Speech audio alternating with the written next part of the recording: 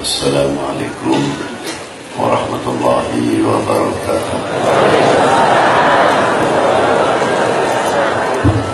Alhamdulillahi wahdah, wassalatu wassalamu ala as-sayyid al-kamil bil-fadail alladhi khusastahu fil azali bisahibi jami'i sifatil kamaliyah al-munfaridi bi khalqihi wa khuluqihi bi asrafil khususiyyah an-nabiyil ummi al-habibil 'alil qadril 'azimil jah al-maktubi baina katifayhi khatamun nubuwah walam yakhluqil khallaqu khalqan mithlah la qablahu wa la ba'dahu afdal minhu wa akram manzilatahu 'inda hadrati sultanil mamlakatil ahadiyah wa ja'altahu wasitatil udma li ahli la ilaha illallah sayyidina Muhammadur Rasulullah sallallahu alaihi wa ala alihi wa sahbihi bi kulli lamhatin wa nafasin abada ma wasi'ahu ilmullahi amma ba'du. Faqala al-musannifu, telah berkata Kiai Musannif di dalam kitab Jalilul Usul yang menyebabkan mendapatkan segala kesusahan di antara sesama manusia, khususnya kita ini, sebabnya tidak lain kesusahan itu yang tidak sempat dibuka, sulit terbuka, karena kita ini tidak terlepas daripada masalah dosa.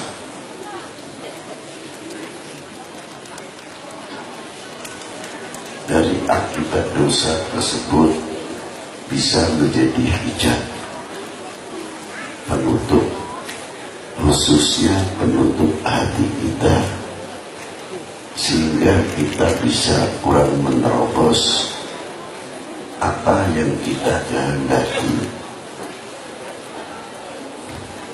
dan apa yang harusnya kita merasa kehilangan, apa yang ada di dalam hati kita.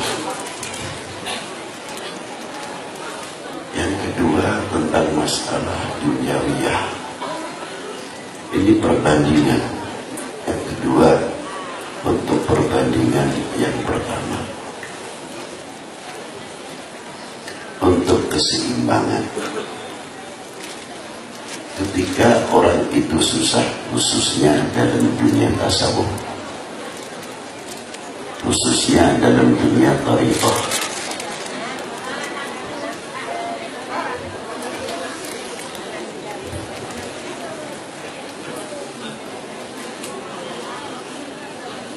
letaknya segala kesusahan itu tidak di mana-mana, tapi di hati. Dan di hati itulah tempatnya iman, di mana Allah Ta'ala menempatkan iman diberikan kepada manusia, bukan di mata, bukan di lisan, bukan di tangan, tapi di qulub, tapi di dalam hati. Kalau saya umpamakan hati itu seperti tanah, di situ ada satu tumbuhan yang sangat berharga sekali untuk manusia itu sendiri. Sebetulnya tumbuhan itu sangat luar biasa buahnya. Tidak cukup hanya buahnya saja, sampai akar-akarnya, sampai daunnya, putih bunga-bunganya. Apa yang ada di dalam syajarah tersebut obat untuk kita semuanya. Mengapa tidak bisa mengobati kita semuanya? Karena apa? Pohon itu banyak kekeringan, kurang disirami, bawahnya sangat kotor sekali. Dengan kotoran-kotoran tersebut yang menghambat tumbuhnya pohon tersebut. Ini saya umpama. Kalau itu bercahaya, pohon itu sangat bercahaya, sehingga cahayanya tidak bisa menerangi, menembus ke mata kita. Tidak bisa menembus ke telinga kita, tidak bisa menembus cara bernafas kita. Cahaya itu tidak bisa menembus ke tangan kita, ke kaki kita, sehingga mewarnai kehidupan kita. Sadar atau tidak, kalau sudah menemui kegelapan apa yang ada pohon tersebut, pohon itu adalah pohon iman. Akhirnya tidak bisa memetik buahnya. Jangankan lagi buahnya, bunganya pun kita tidak sempat untuk memetiknya, atau kena aroma daripada bunga tersebut.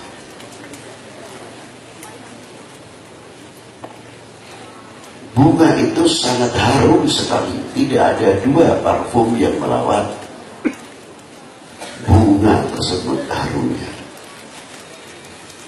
Dan keharuman itu tidak bisa mewarnai tarik nafas kita.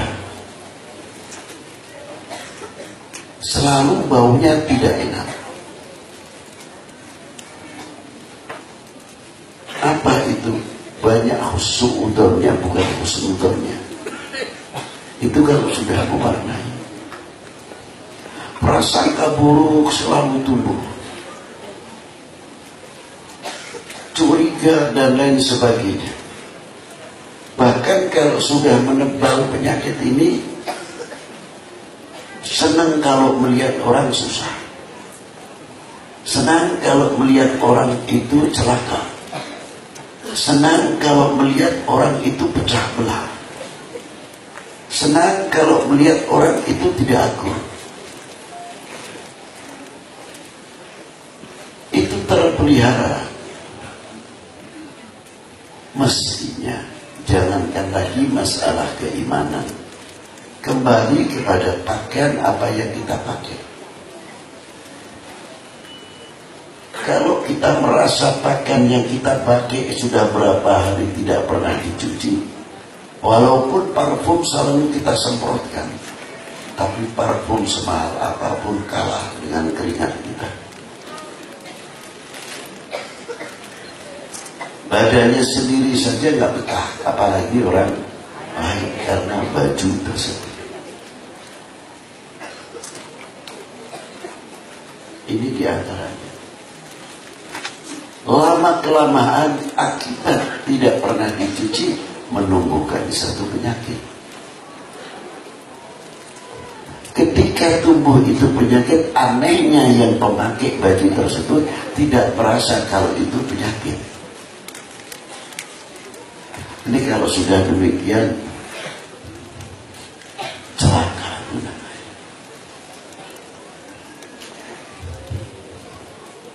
Bahwa ini akan menjadi hijab. Dasar utamanya, sumbernya itu tidak lain daripada ghaflah, lalai. Itu yang menyebabkan semuanya itu.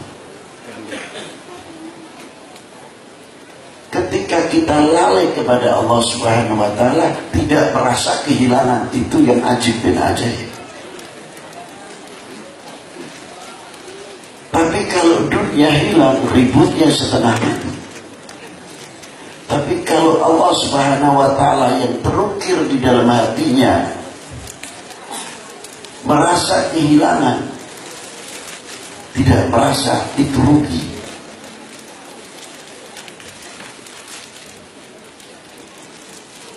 Terkadang kita ingat kepada Allah Ta'ala ketika ada musibah, baru sadar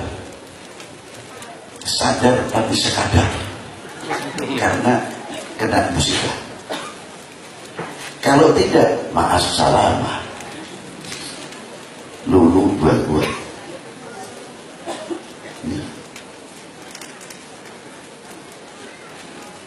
Mestinya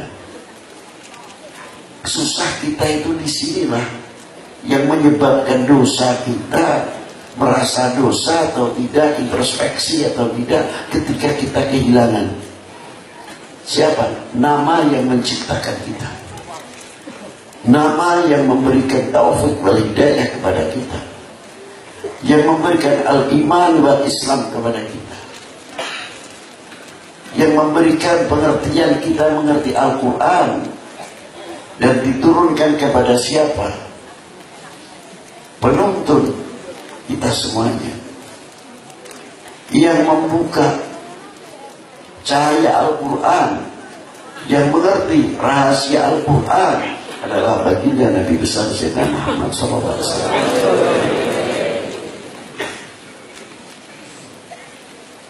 Tapi kalau orang-orang yang beriman semakin kuat, susah.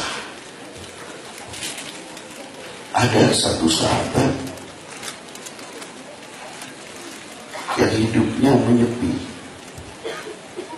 Karena apa? Fisiknya sudah tidak punya tangan, sudah tidak punya kaki, buta lagi. Sahabat banyak yang datang kepada beliau karena ini sahabat mulia.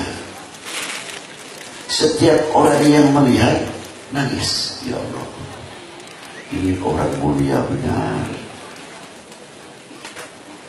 tapi kakinya hilang ketika bisa dimindah, tangannya sebagian hilang karena bisa dimindah, matanya rusak karena waktu bisa dimindah jihad bersama Rasulullah SAW.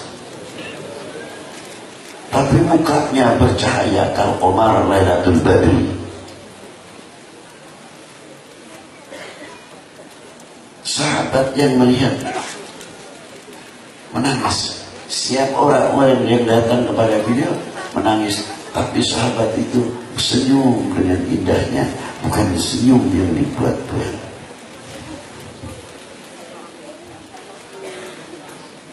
Loh, mengapa kamu senyum masih gembira?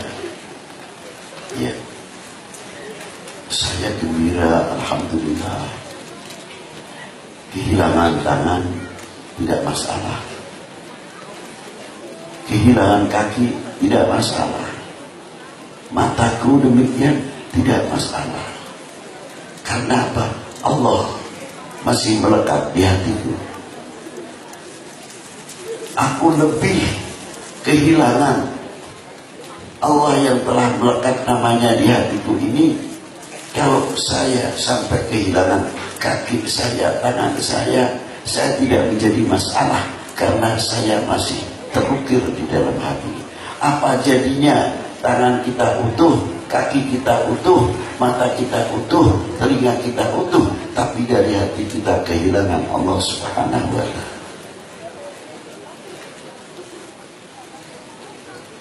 Inilah pentingnya kita harus muhasabah apa yang menjadikan hijab kita. Bagi orang-orang syariat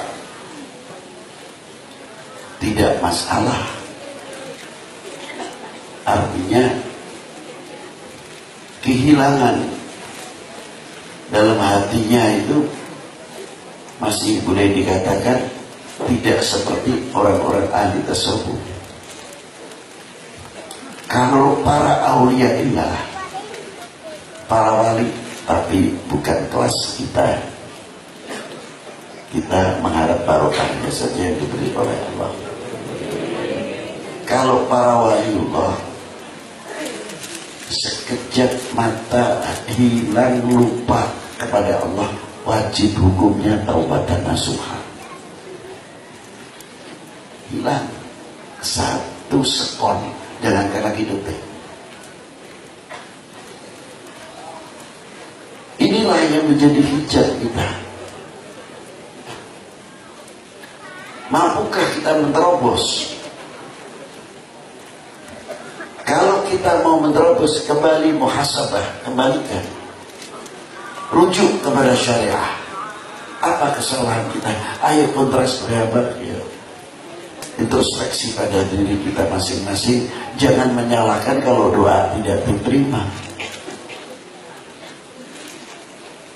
Mari kita kembali kepada Allah Subhanahu wa Ta'ala, dan tidak lain hanya istighfarlah yang akan mengobati apa kotoran-kotoran atau dosa-dosa kita yang ada pada diri kita dari akibat mata kita, telinga kita, tangan kita, kaki kita, perilaku kita selanjutnya dan selanjutnya. Assalamualaikum warahmatullahi wabarakatuh. Jangan panjang-panjang. Bismillahirrahmanirrahim. Allahumma ighfir umat Sayyidina Muhammad sallallahu alaihi wasallam. Allahumma sallih umat Sayyidina Muhammad sallallahu alaihi wasallam.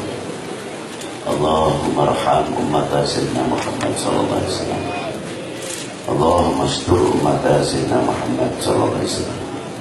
Allahumma jubur umat Sayyidina Muhammad sallallahu alaihi wasallam. Allahumma farrij an umat Ahmad sallallahu alaihi wasallam.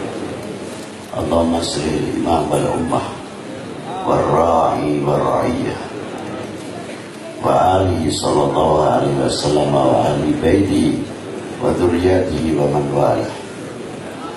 Alif baina qulubihim wadfa syarra ba'dhum an ba'd wa min kulli fitnatin fi ayyi jihadin min biladil muslimin 'ammah wa ahlaha wa man fiha ya wakilu ya hafidu ya nasiru ya Allah ya rahmanid dunya wal akhirah.